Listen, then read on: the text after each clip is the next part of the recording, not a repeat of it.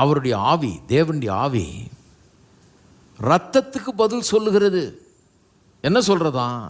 நான் மெய்யாகவே தேவனால் பிறந்தவன் என்று சொல்லுகிறது. என்ன அர்த்தம்?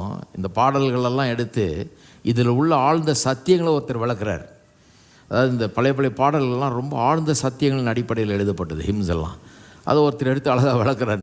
இந்த கவியை விளக்குறார். சொல்கிறாரு, என்ன சொல்கிறான்? ரத்தம், இயேசுவின் ரத்தம், சிந்தப்பட்ட ரத்தம் இன்றைக்கும் பிதாவின் சமூகத்திலே ஆபேலின் ரத்தம் பேசினதை காட்டிலும் மேலானவர்களே பேசி கொண்டிருக்கிறதாம். அது என்ன சொல்லுகிறது?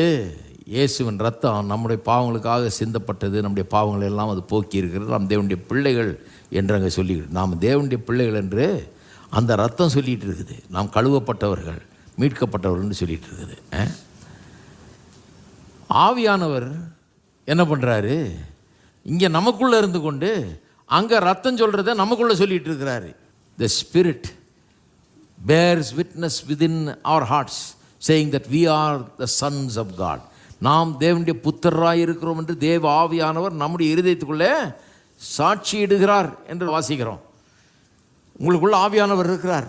அவர் ஒரு சாட்சி கொடுத்துக்கிட்டே இருக்கிறார். என்ன சாட்சி? அங்கே ரத்தம் என்ன சொல்லிட்டு இருக்கிறதோ, எபிரேயர் 12 வாசிக்கிறோம், 22 வசனத்துலேருந்து 24 வரைக்கும் வாசித்தீங்கன்னா, எப்படி பிதாவுடைய சமூகத்தில் இயேசு இருக்கிறாரு, தேவதூதர்கள் இருக்கிறாங்க, பழைய ஏற்பாடு புதிய ஏற்பாடு பரிசுத்தவான்லாம் கூடி இருக்கிறாங்க பரலோகத்தில். அங்கே நம்முடைய மத்தியஸ்தராகி இயேசு இருக்கிறாரு. அங்கே நமக்காக சிந்தப்பட்ட அந்த இயேசுவின் ரத்தமும் வைக்கப்பட்டிருக்கிறதுன்னு சொல்லும்போது, அந்த ரத்தத்தை பற்றி சொல்லும்போது ஆபேலின் ரத்தம் பேசினதை காட்டிலும் மேன்மையான காரியங்களை பேசுகிற ரத்தம்னு சொல்லிடுறது. இதெல்லாம் வைக்கப்பட்டிருக்கிறது. அப்போ பேசிகிட்டு இருக்கு அந்த ரத்தம், பேசுகிற ரத்தம். அது என்ன பேசிகிட்டு இருக்கு? நான் கழுவப்பட்டவன், மீட்கப்பட்டவன் என்கிறத அங்கே சொல்லி கொண்டிருக்கிறது. இங்கே ஆவியானவர் அதை சொல்லிகிட்டு இருக்கிறாரு. ரத்தம் என்ன சொல்லுகிறதோ அதை சொல்கிறது ஆவியானவர் வேலை. ரத்தத்தை பற்றி எங்கே பேசுகிறாங்களோ, ரத்தம் எங்கே மேன்மைப்படுத்தப்படுகிறதோ, அதை எங்கே மேன்மையாக நினைக்கிறாங்களோ அங்கே தேவ ஆவியானவர் இருக்கிறார்.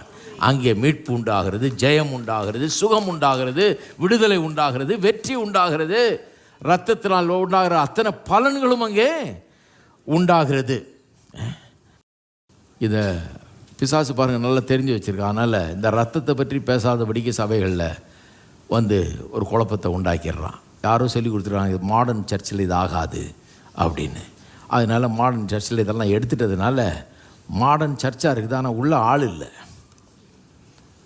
அங்கே யாரும் ரட்சிக்கப்படுறதில்லை, யாரும் சுகம் அடைகிறதில்லை, யாரும் விடுதலை அடைகிறதில்லை, எவருக்கும் எந்த நன்மையும் நடக்கிறதில்லை, எந்த சந்தோஷமும் இல்லை. ஒரு கொயரை வச்சு அவங்க தான் பாடின, மீதி பேரெல்லாம் நின்று எப்படா முடியும்னு வேடிக்கை பார்த்துட்டு இருப்பாங்க, டைம் பார்த்துட்டே இவங்க எப்போ பாடி முடிப்பாங்கன்னு.